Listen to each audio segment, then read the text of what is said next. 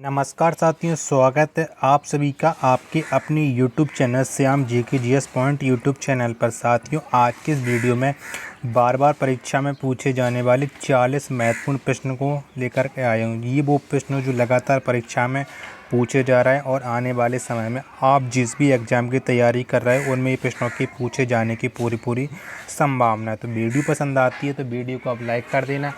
Channel को अभी तक आपने सब्सक्राइब नहीं किया तो चैनल को आप ज़रूर सब्सक्राइब कर लीजिएगा और इस वीडियो को ज़्यादा से ज़्यादा शेयर करना जिससे और भी लोगों का भला हो पाए। तो चलिए शुरू करते हैं और आपको बताते हैं कि कौन कौन से वो प्रश्न हैं जो लगातार परीक्षा में बार बार पूछे जा रहे हैं। तो क्वेश्चन नंबर पहला है आपके सामने कि कंप्यूटर आंकड़ों में गलती को क्या कहा जाता है। तो क्या कहा जाता है कंप्यूटर आंकड़ों में गलती को? तो इसे कहा जाता है बग। क्या बग कहा जाता है कंप्यूटर आंकड़ों में गलती को? ऑप्शन नंबर ए इसका राइट आंसर हो जाएगा। ग्रीनलैंड की खोज किसने की थी? तो किसने की थी ग्रीनलैंड की खोज, ये आपको बताना है। तो ग्रीनलैंड की खोज की थी नानसेन ने। किसने? नानसेन ने ग्रीनलैंड की खोज की थी। ऑप्शन नंबर डी इसका राइट आंसर हो जाएगा। क्वेश्चन नंबर तीसरा आपके सामने कि पृथ्वी से सूर्य की दूरी लगभग कितनी है? तो कितनी है पृथ्वी से सूर्य की दूरी? तो ये है 14.98 करोड़ किलोमीटर पृथ्वी से सूर्य की दूरी लगभग। ऑप्शन नंबर सी इसका राइट आंसर हो जाएगा।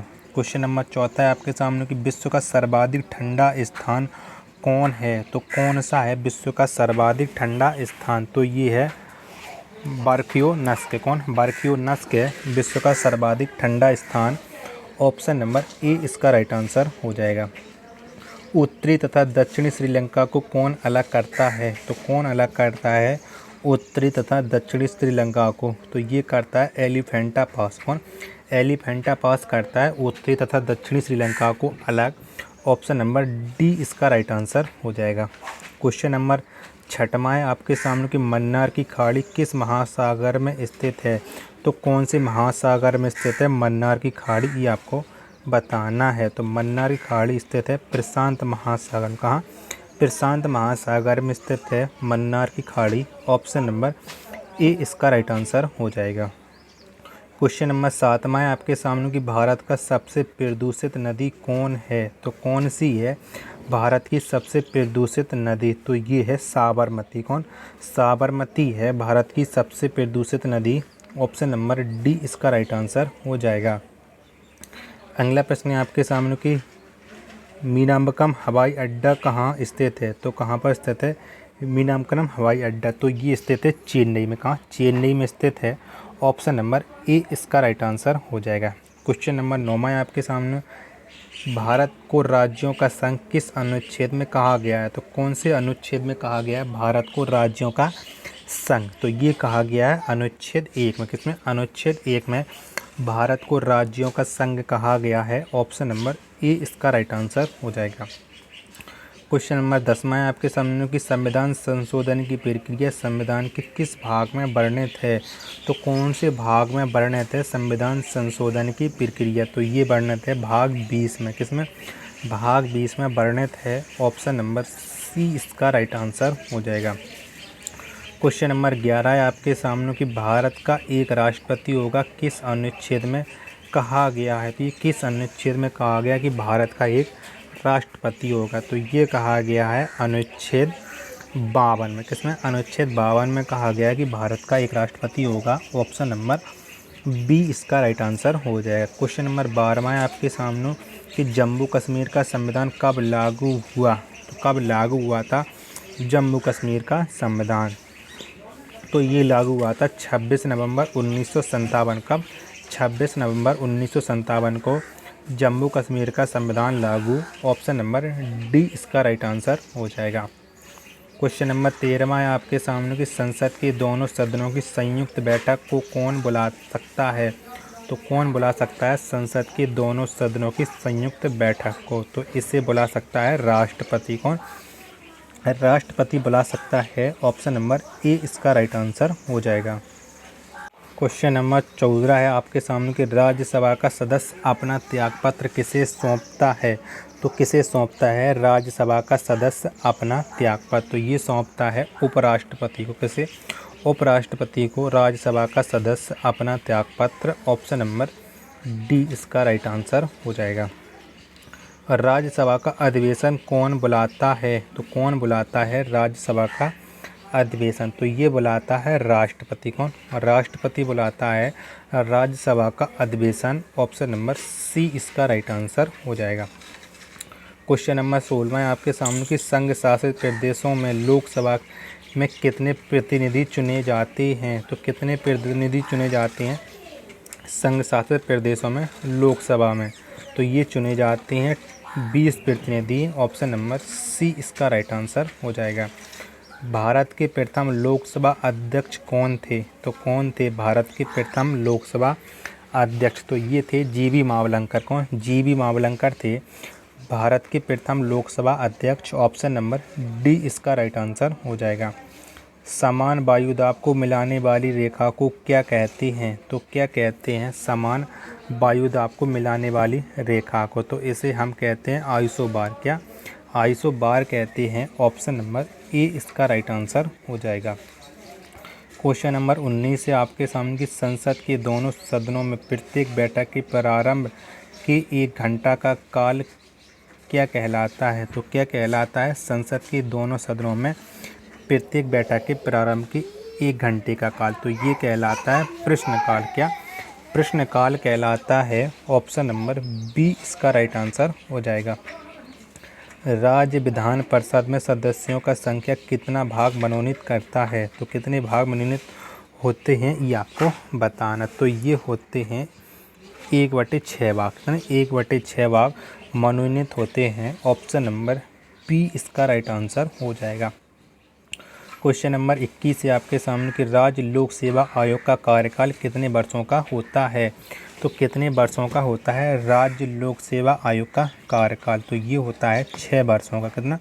6 वर्षों का होता है राज्य लोक सेवा आयोग का कार्यकाल। ऑप्शन नंबर सी इसका राइट आंसर हो जाएगा। क्वेश्चन नंबर 22 से आपके सामने कि वित्त आयोग का गठन कब किया गया? तो कब किया गया था वित्त आयोग का गठन? वित्त आयोग का गठन किया गया था 1951 में। कब? 1951 में किया गया था वित्त आयोग का गठन। ऑप्शन नंबर सी इसका राइट आंसर हो जाएगा। क्वेश्चन नंबर 23 से आपके सामने कि संगीत नाटक अकादमी की स्थापना कब हुई? तो कब हुई थी संगीत नाटक अकादमी की स्थापना? ये आपको बताना है। तो संगीत नाटक अकादमी की स्थापना हुई थी 1953 में। कब? 1953 में। ऑप्शन नंबर डी इसका राइट आंसर हो जाएगा। स्वतंत्र भारत की थल सेना के प्रथम जनरल कौन था? तो कौन थे स्वतंत्र भारत के थल सेना के प्रथम जनरल? तो ये थे जनरल के.एम. करियप्पा। कौन? General KM. करियप्पा थे थल सेना के प्रथम जनरल। ऑप्शन नंबर बी इसका राइट आंसर हो जाएगा। क्वेश्चन नंबर 25 से आपके सामने कि स्वतंत्र भारत की नौसेना का प्रथम कमांडर कौन था?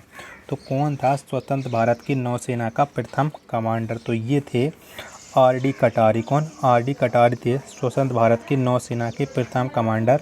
ऑप्शन नंबर ए इसका राइट आंसर हो जाएगा। क्वेश्चन नंबर 26 से आपके सामने कि स्वतंत्र भारत की वायुसेना के प्रथम जनरल एयर मार्शल कौन था?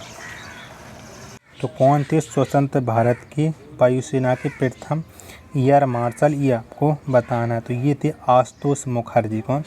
आशुतोष मुखर्जी थे। ऑप्शन नंबर बी इसका राइट आंसर हो जाएगा। क्वेश्चन नंबर 27 से आपके सामने की भारत रत्न प्राप्त करने वाली प्रथम महिला कौन थी? तो कौन थी भारत रत्न प्राप्त करने वाली प्रथम महिला? तो ये थी इंदिरा गांधी। कौन? इंदिरा गांधी थी। ऑप्शन नंबर सी इसका राइट आंसर हो जाएगा। अगला प्रश्न 28 आपके सामने कि विश्व का सबसे गर्म स्थल कौन है? तो कौन है विश्व का सबसे गर्म स्थल? तो ये है अल अजीहा है। कौन? अल अजीहा ये विश्व का सबसे गर्म स्थल है। ऑप्शन नंबर डी इसका राइट आंसर हो जाएगा। प्रिंस ऑफ वेल्स संग्रहालय कहाँ पर स्थित है? तो कहाँ पर स्थित है प्रिंस ऑफ वेल्स संग्रहालय? तो ये स्थित है मुंबई में। कहाँ? ये मुंबई में स्थित है। ऑप्शन नंबर बी इसका राइट आंसर हो जाएगा। स्टैचू ऑफ लिबर्टी कहाँ पर स्थित है? तो कहाँ पर स्थित है स्टैचू ऑफ लिबर्टी? तो ये स्थित है न्यूयॉर्क में। कहाँ? ये न्यूयॉर्क में स्थित है statue of liberty. Option number A इसका राइट आंसर हो जाएगा।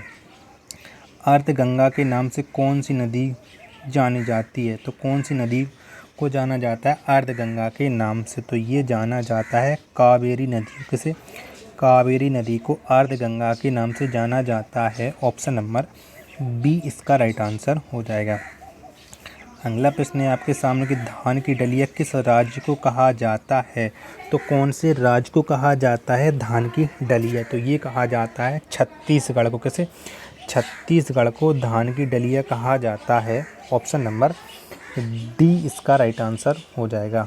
क्वेश्चन नंबर अगला आपके सामने कि अंतर्राष्ट्रीय न्यायालय में कुल न्यायाधीशों की संख्या कितनी होती है? तो कितने होते हैं अंतर्राष्ट्रीय न्यायालय में न्यायाधीशों की कुल संख्या? तो इसमें होती हैं टोटल 15 न्यायाधीश। कितने? 15 न्यायाधीश होते हैं अंतर्राष्ट्रीय न्यायालय में। ऑप्शन नंबर बी इसका राइट आंसर हो जाएगा। क्वेश्चन नंबर 34 से आपके सामने कि किस वेद को गीतों के रूप में गाया जाता है? तो कौन से वेद को गाया जाता है गीतों के रूप में? तो ये गाया जाता है साम वेद को। किसे? साम वेद को गाया जाता है गीतों के रूप में। ऑप्शन नंबर सी इसका राइट आंसर हो जाएगा।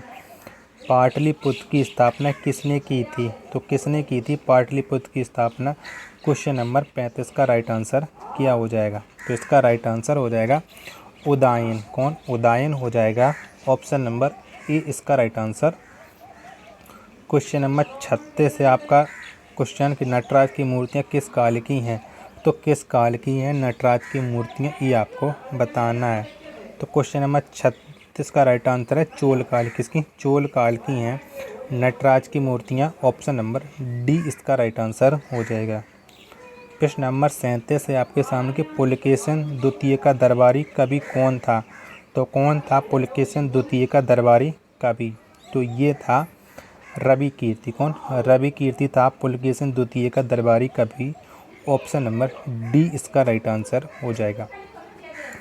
क्वेश्चन नंबर 38 से आपके सामने कि भारत पर आक्रमण करने वाला प्रथम मुस्लिम आक्रमणकारी कौन था? तो कौन था भारत पर आक्रमण करने वाला प्रथम मुस्लिम आक्रमणकारी? तो ये था मोहम्मद बिन कासिम। कौन? मोहम्मद बिन कासिम था भारत पर आक्रमण करने वाला प्रथम मुस्लिम आक्रमणकारी।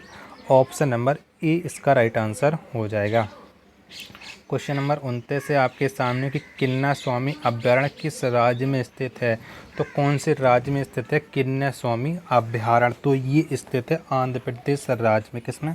आंध्र प्रदेश राज्य में स्थित है किन्ना स्वामी अभयारण्य। ऑप्शन नंबर बी इसका राइट आंसर हो जाएगा। अगला प्रश्न है आपके सामने।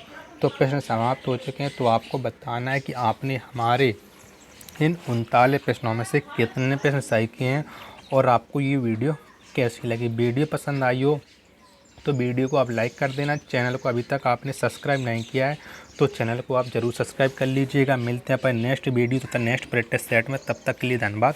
जय हिंद मेरे प्यारे साथी।